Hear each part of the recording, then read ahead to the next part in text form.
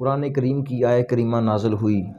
قل یا عبادی الذین اسرفوا علی انفسہم لا تقنطوا من رحمت اللہ۔ اے حبیب صلی اللہ علیہ وسلم فرما دیجئے میرے بندوں سے، اے میرے وہ بندو جو اپنی جانوں پر ظلم کر بیٹھتے ہیں، جو اپنی جانوں پر ستم کرتے ہیں اپنے اعمال کے ذریعے، ان سے فرمائیے کہ وہ لا تقنطوا من رحمت اللہ، میری رحمت سے مایوس نہ ہوں، میری رحمت سے نا امید نہ ہوں۔ حضور صلی اللہ علیہ وآلہ وسلم نے یہ آیت کریمہ صحابہ کے سامنے تلاوت فرمائی تو ایک صحابی نے عرض کی، یا رسول اللہ صلی اللہ علیہ وسلم، اگر کسی شخص نے شرک کیا ہو پھر بھی، اگر کسی شخص نے اپنی زندگی میں شرک کیا ہو جس کے متعلق اللہ تعالیٰ فرماتا ہے کہ میں شرک کو معاف نہیں کروں گا، باقی ہر گناہ کو جسے چاہے معاف فرما دوں، تو کیا جس نے شرک کیا ہو اس کی بھی معافی ممکن ہے؟ حضور صلی اللہ علیہ وسلم یہ سن کر کچھ دیر خاموش ہو گئے، آپ نے سکوت اختیار فرمایا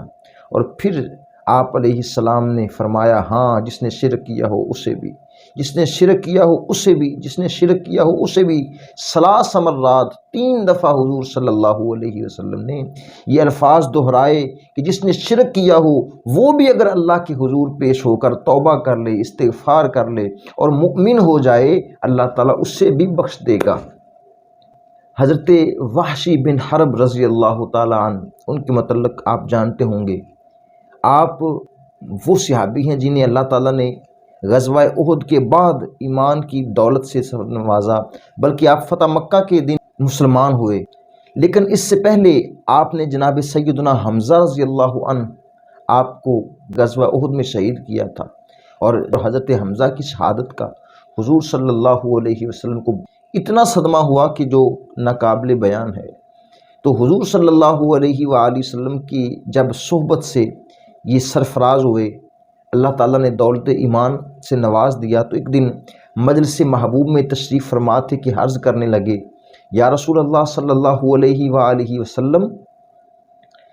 آپ کی شریعت میں 3 گناہ سب سے بڑے ہیں، ایک شرک، دوسرا زنا، تیسرا قتل، یہ کبائر ہیں، سب سے بڑے گناہ ہیں۔ تو میں وہ شخص ہوں جس نے یہ 3 گناہ کیے ہوئے ہیں، اسلام قبول کرنے سے پہلے میں یہ 3 گناہ کر چکا ہوں، میں یہ 3 گناہ کیے ہوئے ہیں، تو کیا میری بخشش ہو سکتی ہے؟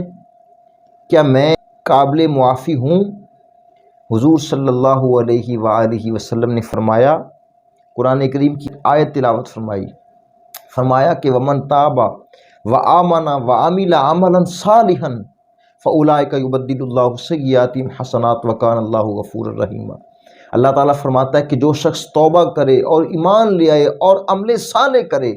ہم اس کے گناہوں کو نیکیوں سے بدل دیں گے، کیونکہ اللہ تعالیٰ بہت بخشنے والا، بہت مہربان ہے۔ یہ سن کر حضرت وحشی عرض کرنے لگے کہ اے اللہ کے رسول صلی اللہ علیہ وآلہ وسلم، میں ایمان میں بھی کمزور ہوں، میں توبہ میں بھی کمزور ہوں، میں عمل صالح میں بھی کمزور ہوں، میں کیا کروں؟ کیا میری بخشش ہو سکتی ہے؟ حضور علیہ السلام نے پھر قرآن کی آیت تلاوت فرمائی، فرمایا وَيَغْفِرُ مَا دُونَ ذَلِكَ لِمَن يَشَاءُ۔ اللہ تعالیٰ فرماتا ہے کہ میں جس کو چاہوں بخش دوں۔ اگر کوئی شخص کمزور ہو ایمان میں، کمزور ہو توبہ میں، کمزور ہو عمل صالح میں، اس کو بھی اللہ تعالیٰ اگر چاہے گا تو معاف فرما دے گا۔ لیکن حضرت وحشی پھر بھی سیٹسفائیڈ نہ ہو سکے، آپ کا اطمینان پھر بھی پورا نہ ہوا، عرض کرنے لگے، یا رسول اللہ صلی اللہ علیہ وسلم، میری ابھی تسلی نہیں ہوئی، آپ نے فرمایا ہے کہ اللہ جس کو چاہے معاف فرما دے گا، پتہ نہیں میں چاہا جاؤں گا کہ نہیں،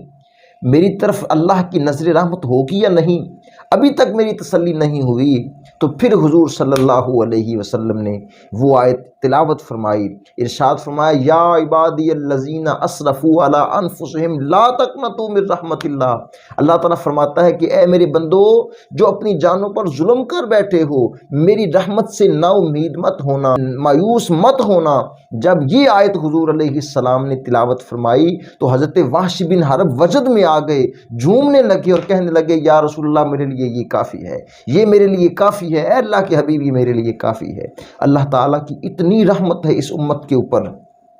کہ بس جو شخص توبہ کر لے، جو شخص اللہ سے معافی مانگ لے، استغفار پڑھ لے، اس کی زندگی میں جتنے بھی گناہ ہوں گے اللہ تعالیٰ سارے معاف فرما دے گا۔ اور صرف معاف نہیں فرمائے گا بلکہ فرمایا اولئک یبدل اللہ سیئاتہم حسنات۔ اگر اس کی توبہ خالص ہوگی، اگر اس کی توبہ میں اخلاص ہوگا، استغفار اخلاص کے ساتھ پڑے گا، تو ہم اس کے گناہوں کو نیکیوں کے ساتھ تبدیل فرما دیں گے۔ تو مطلب یہ ہوا کہ کوئی شخص بہت بڑا گناہ گار وہ اخلاص کے ساتھ توبہ کر لے تو وہ اتنا ہی بڑا نیکوکار بن جائے گا۔